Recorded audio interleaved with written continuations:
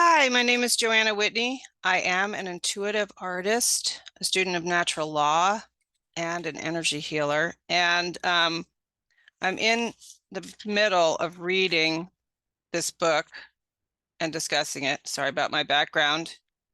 I use Zoom to record these because I don't have a big setup here. And I use this background because it represents natural law, and it was given to us by Hermes Trismegistus, Thoth, probably son of Enki. You can look into all that. So anyway, that's why it keeps making this, going away or whatever. But we're reading this book, but right now I'm taking a pause because we got to the divine paradox and we were talking about absolute truth versus relative truth. And I felt that it was very important to start to define those things because the dark occult Luciferians are going out of their way to manipulate our perceptions of relative truth. And you can hear it when you talk to your friends and they say, oh, it's all relative, things like that. That's the infiltration of the ideology of solipsism that the dark occult Luciferians are perpetrating upon humanity so that our brain is imbalanced and we don't believe in anything, that any truth, the truth can be known. And so in order to proceed into the book, the Kybalion, which was written in 1908, before much of the mind control had really been perpetrated to a significant amount, we really do have to examine our own brains, how they work, the biggest lie that the dark occult Luciferians want to perpetrate upon us, solipsism, and also brain imbalance. So I've already gone over solipsism 2 podcasts ago. And then the last podcast I was talking about consciousness. And this time I'm going to be talking about the brain. And, this is based on what it says on the Oracle of Delphi, which is Hermetic. It's a Hermetic statement. It says, heed these words, you who wish to probe the depths of nature. If you do not find within yourself that which you seek, neither will you find it outside yourself. And that's based on the law of correspondence, as within, so without. If you ignore the wonders of your own house, which is the brain, how do you expect to find other wonders? In you is hidden the treasure of treasures. Know thyself, and you will know the universe and the gods. And so, the Oracle of Delphi, that was Greek. So they had Greek gods, plural. Me personally, I seek the creator, which is one God. But it's really, I'm not going to get into all that. I don't think it really matters. The universe is one universe, universe, one voice, and the gods. So, you could interpret that as the elementals or whatever, angels or whatever you want to look, however you want to look at it. I have my own point of view on this, but the point being that we have to look at when this was written. The Kybalion was written in 1908, and the Hermetic principles were given to us thousands of years ago in ancient Egypt by Hermes Trismegistus, and he may have been the alien son of Enki from Nibiru. That may be the case. We don't really have any records to prove that. You can do your own research on that. But I'm using the work of Mark Passio. He's my main teacher, as well as I have my own other mystery school that I belong to, that I've been involved with for over 30 years, which taught me how to live by natural law. And then I came upon Mark Passio in 2015 and his work. And below, I'm going to put a link in the description to a transcription of Mark Passio's podcasts 1 through 236. So you can read the transcription instead of listening to the podcast, which for me is a lot easier for me to absorb that information that way. So I'm basically still in the first podcast. And the reason I'm doing this is basically Mark's work is based on the Kybalion, the 7 principles of natural law. His work is all about natural law and how it manifests over and how it is being opposed and occulted. And so his work is all based on the same study that we're doing. So I'm just taking a break from reading directly so that you can prepare yourself, you can prepare your mind to absorb the knowledge. Because if you just try to absorb it with under mind control, which we're all under mind control, all of us in this society are under mind control because we're in this society. We may not realize that we are, but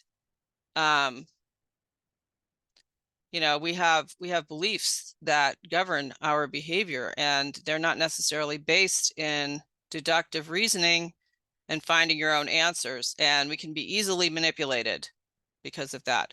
So I want to take a look at some of Mark's images and read from his work so that you can prepare yourself to try to have a new experience with the idea of relative truth versus absolute truth, or I should say relative truth in alignment with absolute truth.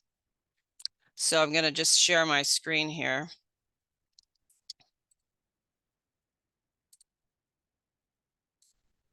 So this is from this is a image that Mark made, and it's showing that this is our brain. This is the reptilian brain, which is survival, fight or flight. We still use that quite a bit. The mammal brain, the limbic brain, which is the emotional brain, and the neocortex, which is the new brain, which has 2 sides, the left and the right side as well. So in one sense, you could look at the old brain as the brainstem here being the left brain, which rules aggressiveness and outward action. And this is the right brain here, which is the divine feminine, receptivity, emotions. And then we have, so that's a left brain and a right brain. And then we have a new neocortex, new brain, higher order thinking, but it also has a left and right side as well. So I'm going to just read some of what Mark has to say about this stuff so that you can get an idea, and then you can go back and read it yourself to try to begin to understand. Like if you're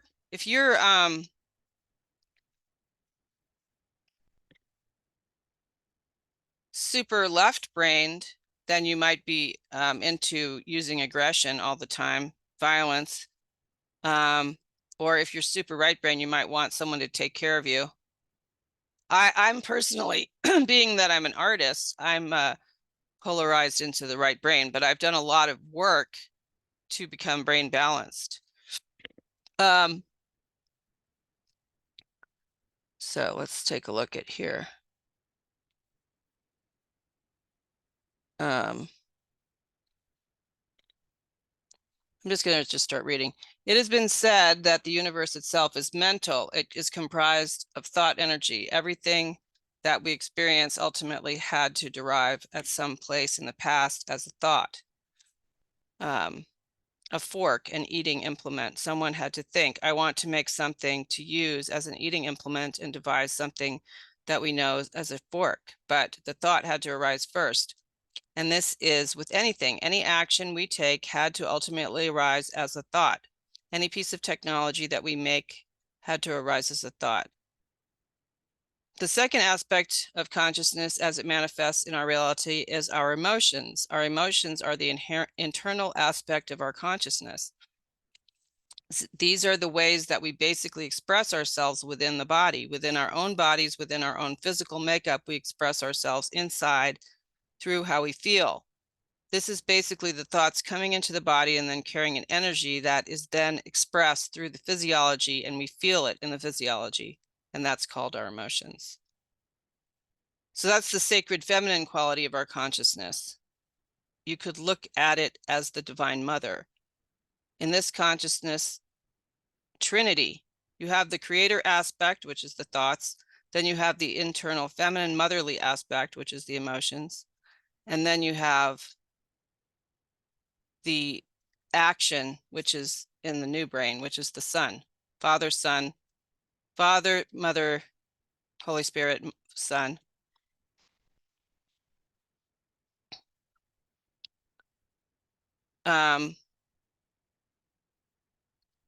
So basically what that boils down to is the law of three, or the triune aspect of human consciousness. Triune means three in one. And of course, you see the analogy to different mystical traditions and different religious notions of a trinity in many different cultures. So the human brain is part of the discovery of self, as per the Oracle of Delphi. Yet if you go to an average person on the street, or even in your family or friends, many do not really understand what they carry between their ears. They don't understand any of these components. It's really the treasure of treasures. Our brain is really the treasure of treasures that's referred to in the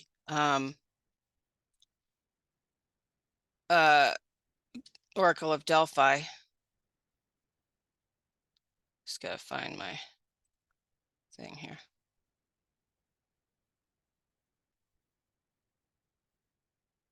So he's going through this in this document, which as I said, I'm going to provide a link to that, which is, I uploaded it to the archive. I found it on Scribd, and I downloaded it from there, and then I uploaded it to the archive. So let's see what else.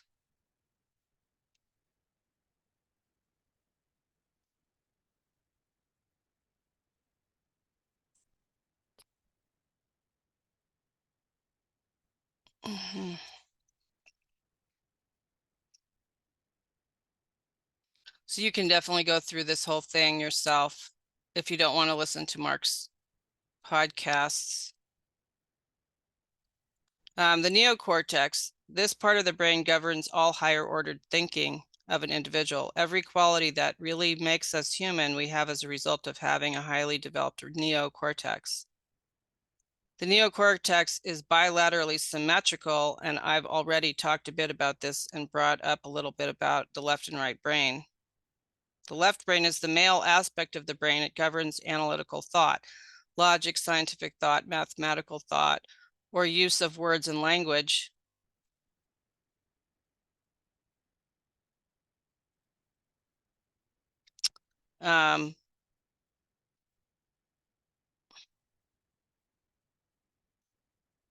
Yeah, okay.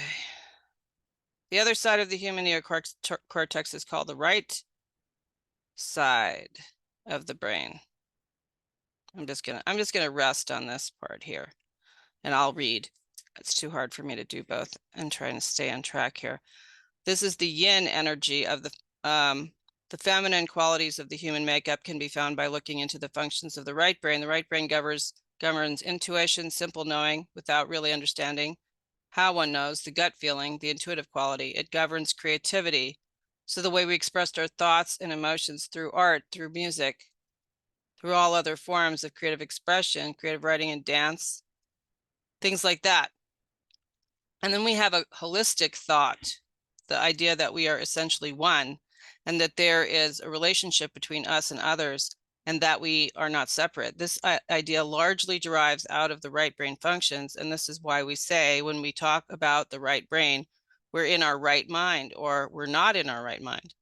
When we don't have a connection to this part of the brain, we're not really in our right mind, so to speak. It's not just a play on words. It's actually has a basis in fundamental physiology of the human brain. So, I mean, if you don't know this, how can you possibly really understand relative, like your relative truth is going to be limited to, you know, I want candy. I want to be distracted from my present circumstances. I want to go on my phone. That could be my relative truth if I don't understand this stuff, you know, and if I'm not using a balanced brain to try to analyze whether or not I understand absolute truth. So according to this picture here, you have a reptile brain, the mammal brain, and the human brain. We are basically three beings in one, and there is a hierarchy to this. There is a way that information should be processed according to this threefold or triune system if it is functioning properly. And by functioning properly, what I mean is that it is a balance between the left and right brain hemispheres. This is called global EEG coherence in scientific terms. In neuroscience, that's what they call it. It means that your left brain and your right brain hemispheres are both firing in unison and in harmony, and the neural activity and electrochemical synaptic activity is fully working and is fully alive and lit up in both hemispheres of the brain all across the hemispheres. In other words, this is a brain that is firing on all cylinders, so to speak. The human brain is designed to be the executive command center of the whole brain complex. It is the part of the brain, again, that deals with higher order thought. You can look at it as if you have a company and you're the CEO of the company. So, so if we have a balanced neocortex and not one side dominates the other, we don't have an imbalance to the left brain or the right brain. We become a person that is capable of higher order thought, conceptual thinking, and reasonable behavior, meaning behavior that is governed through the ability to reason and recognize patterns and recognize meaning with respect to patterns. Therefore, our relative truth would be different than someone who, you know, eats at McDonald's every day and works at a factory, because of what, like that would mean that they would be eating poison every day that wouldn't be feeding their brain, and then they would be using probably more fight or flight in the brain stem and emotions. So they'd be using the lower brains, the, you know, what it says here, Father, God, Law, Obsessed, Dominator, and the Sacred Feminine, Holy Spirit, but they wouldn't be using the neocortex very much. And so it'd be very difficult to recognize absolute truth through those two brains. Now, if that part of the brain is working properly, we are in touch with the sacred feminine component of the brain structures, which is the limbic brain or the mammal brain, also called the midbrain. This is always sending data upward toward the neocortex. Think about that. The spiritual part of the brain, the sacred feminine part of the brain that governs our emotions, is always trying to send data upward to the reasoning functions of the brain. The new logical analytical left brain and the creative, nurturing, and intuitive right brain always receiving instructions from the midbrain. So if the brain is functioning properly, then that's how it works. And through the neocortex, it will send instructions back down to the motor centers of the brain, the reptile brain, so that we use our actions governed by reason. Think about how this works, really let it absorb. This is critical information to understand if we're going to understand how we work, which we definitely need if we're going to understand the Kybalion.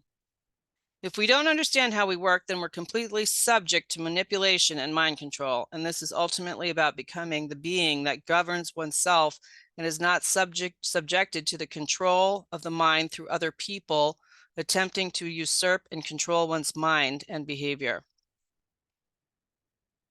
So, but you know, he goes on to say here that many of us are stuck in the Father, God, Law, Obsessed, Dominator brain because of having constant activities that are almost fight or flight. So what happens when we're constantly in the reptile brain? What happens when we're either imbalanced toward one brain hemisphere or the other brain hemisphere? Well, it's interesting because different things happen depending on the nature of the imbalance.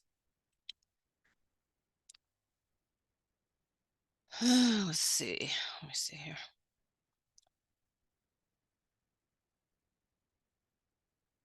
Because these are targeted functions, these are targeted methodologies, the mind control that is used against us, and there's two big ones in particular, which I'll get into. One of them holds back the left brain, one of them holds back the right brain. So these methodologies of mind control are geared and devised to throw people into one state of imbalance or the other, either in completely left brain functions or completely dwelling in right brain functions. This is a dangerous trap to fall into, and I would say 95% or better of people really are in one of these states of imbalance or the other.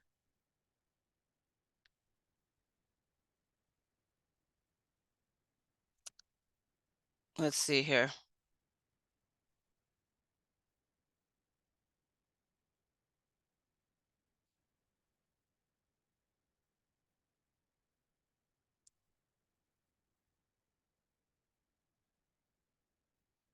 We need to really understand that we are a reflection of the all. We are a reflection of the whole, of the universe itself.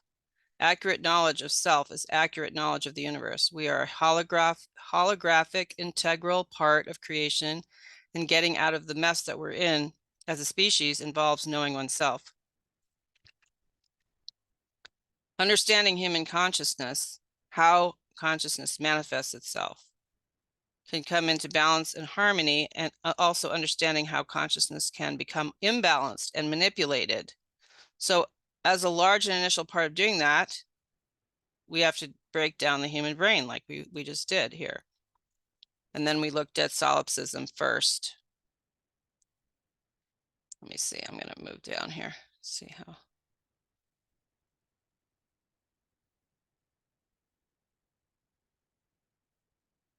Oh, this is in the second show. Let me see here. See, this is what this document is going to provide for you, is you can actually read. Oh yeah, I'm already in there. So yeah, I just recommend that you do your own research on this stuff, so you can understand, like, are you stuck in the largely in the reptilian brain? So are you largely obsessing about being an aggressor or taking action or calculating things and never emotional? When you are, when something happens that is of an emotional nature, do you get angry? Then you're either both trapped in the fight or flight brain, the reptilian brain, and you're in the left side of the neocortex. Now, here's the other thing that happens, and I'll just say, first I want to say also, if you happen to be stuck in the right brain, then maybe you're all emotional all the time, and you constantly are changing your mind because of, you know, your emotions change, and you're maybe very artistic and creative, but when it comes to standing up for yourself, you just can't do it. So the thing about that is, that means that the blood is actually going to those two old brains, and it's not creating the neural pathways necessary in the neocortex to actually process higher order thinking or use deductive reasoning or the trivium or critical thinking to solve problems. You're relying on other people telling you the solutions to problems or Googling it, you know, watching videos or whatever, but never asking yourself the question, who's funding this video? You know, I just watched a video today by some expert about how 5G towers are fine or whatever. And I'm like, who's funding this video? You know, who's funding this? And of course, nobody asked that. They just believe the guy because he's clean cut and he's well dressed, and he seems to use some seemingly conscientious effort to find out the answer. But basically what he didn't even draw the correct conclusion from the evidence he gave. So, you know, that's what we're doing. We're letting other people make decisions for us based on their own reasoning, and we don't know who they're working for. So that is a big part of this whole thing. This is a big part of, like, how could you have accurate relative truth if you're letting other people make your decisions for you? I'm going to read this part right here. These two parts of the brain, you know, the left and right side of the neocortex, are not really separated. They're connected through kind of a bridge in the middle of the brain called the corpus callosum. It sends information back and forth between the two hemispheres of the brain. If the brain is working properly, big if the brain is chronically engaged in with little to no right brain activity, then part of the brain that deals with the physical worldly stuff going on around us, things, events, matter, just pure everyday occurrences, and there's no deeper thought to any that is holistic or creative, something happens to the entire neocortex. The whole neocortex starts to basically malfunction, and it starts to not act any longer in its intended role. So what I mean by that is the intended role of the neocortex of the higher order through the center of the brain will become destabilized to a point where it will not act as the executive command center of the whole brain complex. And this can also happen as a result of trauma. Like if you have like extreme trapped emotions from childhood trauma, or from even just living in this world, like if you had to work at an actual, say, Target, Lowe's, Home Depot, any kind of corporate job like that, I would imagine your higher order thinking would have to go into recession, because so many things would not make sense, but you would have to go along with them in order to keep your job.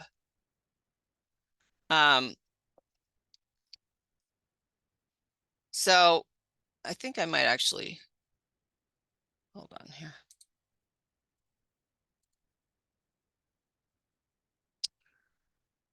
Okay, I might just go back to, okay. Yeah, I'm going to stop sharing my screen. And I'm going to go back to this book now. I just hope that I have spent enough time pounding this home about how important it is to learn about the brain.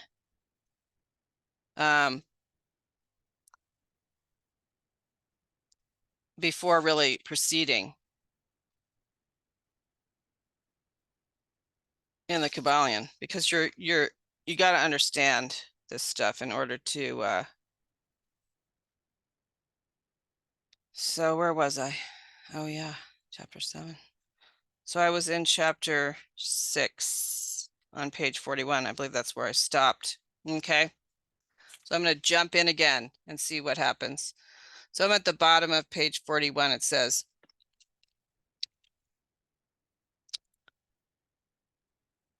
then again, the ideal of the artist or sculptor, which he is endeavoring to reproduce in stone or on canvas, seems very real to him. So that would be relative truth.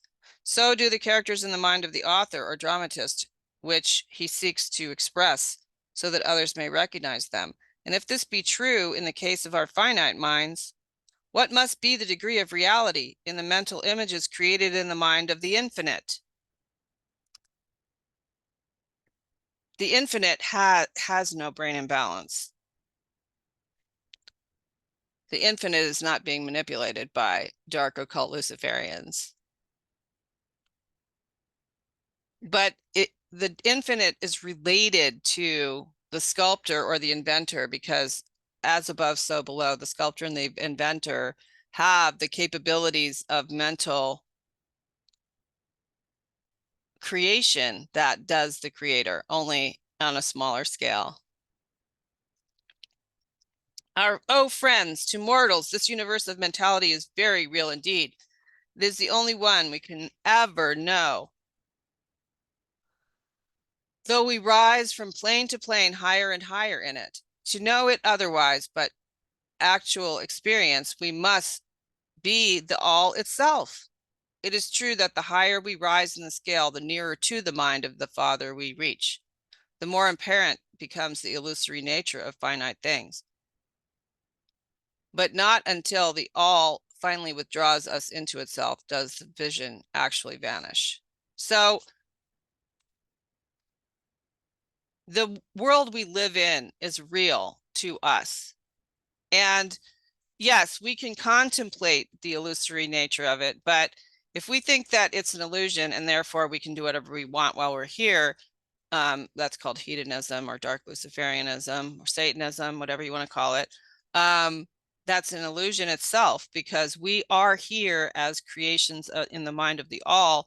And the key to that is that if we use natural law, if we seek to be moral and to love our brothers as ourselves, our brothers and sisters as ourselves, if we seek to be helpful, if we seek to truly be helpful, not to help people towards our own ends, but to help them as they wish to be helped. If we think of others, make our lives of service, not cause no harm to other sentient beings. If we do that, then we will have really great lives. We really will. And these days it's very difficult to do that because we may have to act in opposition to what I would call fake authority. There is no authority. All human beings are equal under natural law, God. So we give authority. We think we can give authority to the police and the military and all that, but we really don't have the power to give authority, assign authority. And nowadays, the way that things are encroaching upon us, we may have to act against that authority, which would be in alignment with natural law. So, but if you meditate, you can feel the oneness with the creator and see the illusion behind this place, but that doesn't mean that that gives you the access to be able to act as if it's an illusion. That's just a private thing that you can use for yourself. Like, if I'm in total terror of the IRS, for example, I don't have to really be that, because the IRS is an illusion and it's a violation. It violates so many natural laws that if I act in alignment with natural law, then I don't have to worry about that stuff, because it's just fear, right?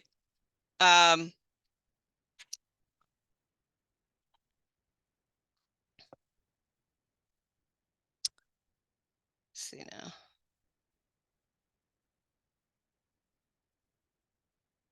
Yeah, I have no idea where I stopped. Okay, well, I'm just gonna have to start again here. Oh, I see. Okay, so we need to not dwell upon the feature of illusion. Rather, let us recognizing the real nature of the universe, seek to understand its mental laws and endeavor to use them to the best effect in our upward progress through life. As we travel from plane to plane of being, the laws of the universe are nonetheless iron laws because of the mental nature. See, what does that even mean? I mean, I don't even know what that means. That's something that meant something in 1908, because iron laws is in quotes. I can only guess what it means, and I will have to do some research to see if I can find out what it actually means. Because the mental nature, like mentalism or mentality, is not something that is really taught in our society. And that's why I wanted to deeply go into what Mark Passio would say about the importance of consciousness and how the brain works, because that gives more of a overview of mentalism. But what this actually means, I don't know, and I'll have to look it up, try to look into it more. All except the all, which, by the way, the all is always capitalized in this book, are bound by them, the iron laws. What is, and these are all block letters, in the infinite mind of the all is real. That's also capitalized. In a degree second only to that reality itself, which is vested in the nature of the all. So do not feel insecure or afraid. We are all held firmly in the infinite mind of the all. So that's interesting, right? I'm going to finish the sentence. And there is naught to hurt us or for us to fear. Well, in this day and age, that's pretty interesting. I mean, you'd have to step back from society and beliefs that you have about society. Like you'd have to step back from the idea that you might get Social Security in your later years. That may or may not be true. We may get that. I don't know. You know, maybe it'll be gone. Maybe it's been pilfered away by the global elite, even who could just print more money, but they don't, or whatever. That's a belief that a lot of people have, or other people have a belief that they can just buy a house and retire to the country. Maybe you will be able to do that. I don't know. We'll see. I mean, if there's a huge land grab and states continue to utilize eminent domain the way they have been willy-nilly recently, you may or may not be able to buy a house and retire to the country. And you're still using the mortgage, which means death grip system, which they seem to be able to flip on their head anytime they want. So maybe you can do that. Maybe you don't want to do it. Maybe you want to stay out of the debt game. You know, maybe living in your apartment is actually safer these days than having a mortgage, you know? But what this is saying is that if you step out of your societal belief system about having, you know, retiring to the country to a house you buy, or living on Social Security or whatever, and just recognize yourself as being held firmly in the infinite mind of the all, then there is nothing to hurt us, not to hurt us, or for us to fear, because we are in the mind of the all. Therefore, all those other mechanisms that have been imposed on us through mind control that aren't even real won't matter if they're taken away, because we're held in the ultimate mind of the all. See what I'm saying? There is no power outside of the all to affect us. Therefore, see, that's the whole point of reading this material. If there is no power outside the all to affect us, then what do I need to do to align myself with the all? God, the universe. What do I need to do to align myself with God so that I am close to God, regardless of what fake promises the state may make to me about how it's going to take care of me in my old age? If I'm aligned with God, I won't need the state anymore. I mean, I could make use of it, or the all might make use of it to take care of me, but it might find something else to take care of me as well. Plus, you know, none of us gets out of here alive. So who cares, right? I mean, you got to ask yourself if you really care or not. I mean, of course, I think mainly most of us just don't want to feel pain. That's what we don't want to feel pain. And that's the one thing that we truly do fear. But it says here that there's nothing for me to fear because I'm in the mind of the all. So maybe what the pain would come from would be my attachment to my ideas about what things are supposed to look like. That may be where my pain is derived from.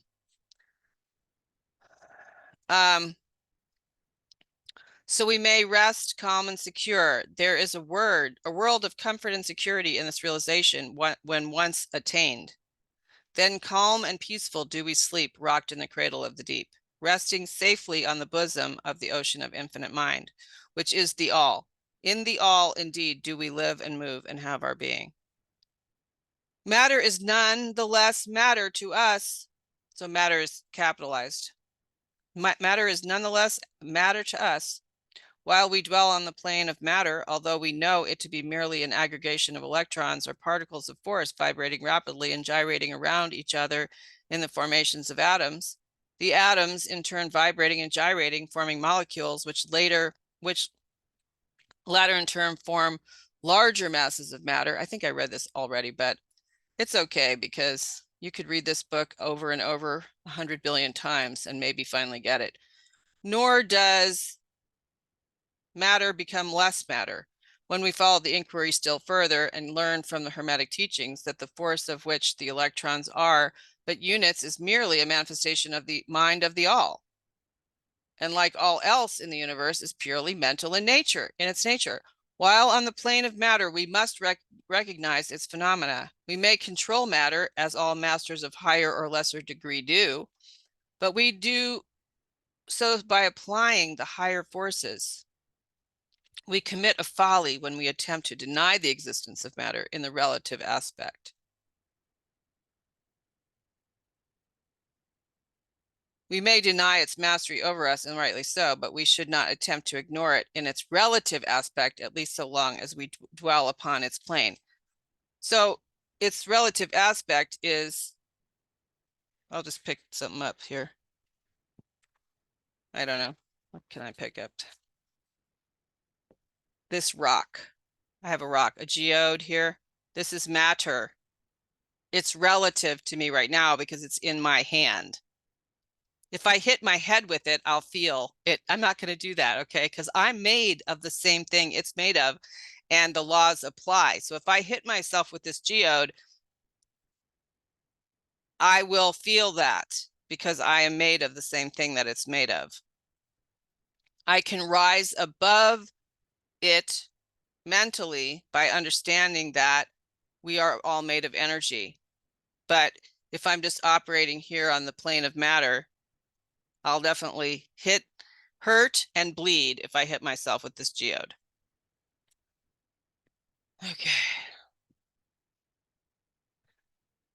Nor do the laws of nature become less constant or effective when we know them. Likewise, to be merely mental creations. Oh, I didn't read that correctly.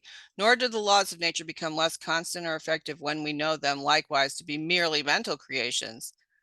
They are in full effect on the various planes. We overcome the lower laws by applying still higher ones, and in this way only, but we cannot escape law or rise above it entirely. Nothing but the all can escape law, and that because the all is law itself, from which all laws emerge. And I'm just going to pause for a moment to just reiterate that one way to rise above a lot of these laws is through prayer, but you do have to do certain things. Like you can't just lie, cheat, and steal and then just do a foxhole prayer and expect that to work. You do have to be living according to morality in order to have that access. That's been my experience. I've done both. I've lived in complete annihilation of law and then had foxhole prayers and have them not work. And then I've lived according to natural law, morality, and prayed and lived in the magical world where I have magical things happen continuously when I pray. I do have to pray a lot because in a way it has to do with free will. You know, I have to ask for help. I'm not going to just receive the help unless like it's an emergency situation and I've been praying and it's just like I just don't recognize the train coming to, you know, hit me. Then I get help that way. But I do always have to ask for the help. It's a way of surrendering my free will to the all.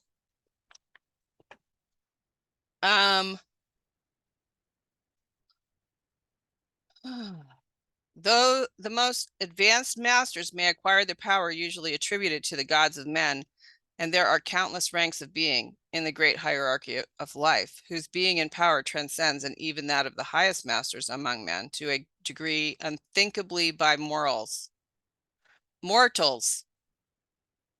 Let's reread that.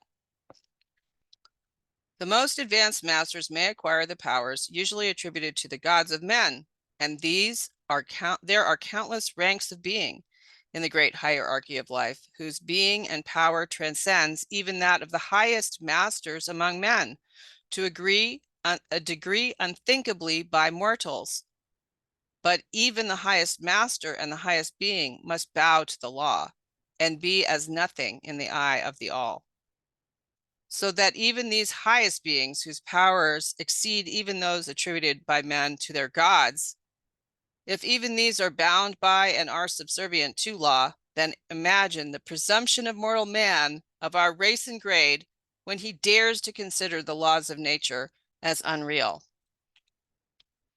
visionary, and illusory, because he happens to be able to grasp the truth that the laws are mental in nature and simply mental creations of the all. Those laws which the all intends to be governing, laws are not to be defied or argued away. So long as the universe endures, will they endure, for the universe exists by virtue of these laws, which form its framework and which hold it together. You know, I'm just thinking while I'm reading this,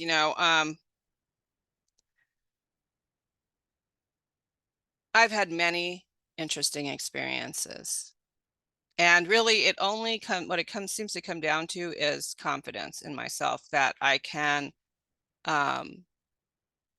enact these laws and I can become one of these masters just by assuming that I can do it. And I mean, I've said many times already in the series that I have experienced rubbing chemtrails out of the sky using my index finger. But it came from, I had to do certain meditative and understanding. I had to understand what I was doing and think about it. And I had to understand that my natural laws were being violated by another. I had to return that thing to sender, which I now know who they are, thanks to reading material on the internet. Black nobility of Europe, so you can find out specific names of them. So I return them to sender, and then I have to protect myself too. So I can command that and I can declare it. And my declaration has extreme amounts of power to it, especially because I live by morality and I try to help others. And I try to trust that I'll be taken care of, that I don't have to get over on my brothers and sisters in order to receive what I need. I'm going to get paid by God. So as long as I live like that, then I can declare that it's a violation of natural law for them to be spraying me and I can rub it out of the sky. Or other things. There's other things I can't think of off the top of my head, but there's no reason why we each individually don't have the power to utilize these natural laws for ourselves, because we have to use force against the violence that's being perpetrated upon us. We can't just walk around like if I wasn't doing this, I would just be getting pissed off when I walked outside and looked up at the sky and saw a bunch of chemtrails. I would just get pissed off, which would not help me. That would make me susceptible to disease, dis-ease if I did that. But instead, if I do something else instead, then that makes me empowered and embodied and aligned with these natural laws. And it makes me part of the solution to this problem that we're experiencing today. So that's why I think this is super important. And I think I'm going to stop there right now because that's a lot. I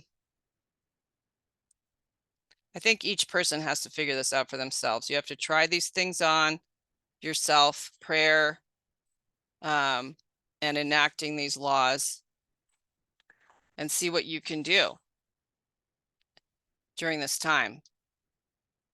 Until next week.